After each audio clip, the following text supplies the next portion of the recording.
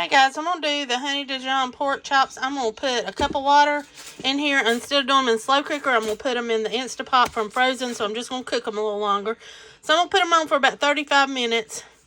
But I'll bring you back when I get everything in the pot. Alright, I've got a cup of water in and the potatoes and the seasonings that I put in the bag and the pork chops. I'm going to put the lid on.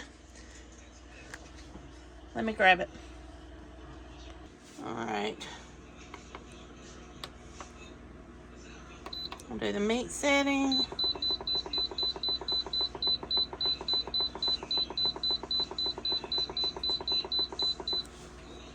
We'll leave it at 36. And we're going to let it cook. I'll bring you back when we get to the next step. Okay guys, that's finished.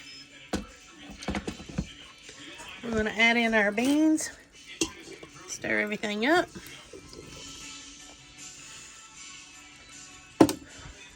Let the beans heat.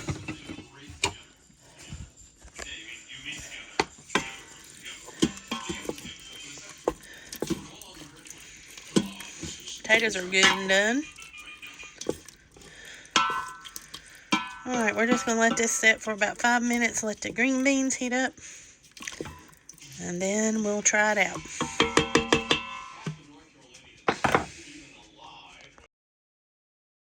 This is the finished product. Let's give it a taste. The pork chops just fell out of pieces.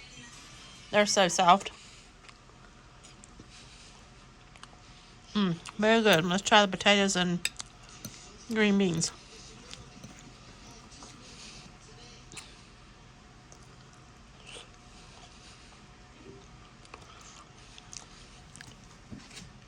I'm really surprised. I thought this was going to be overpoweringly mustardy tasting, and it's not.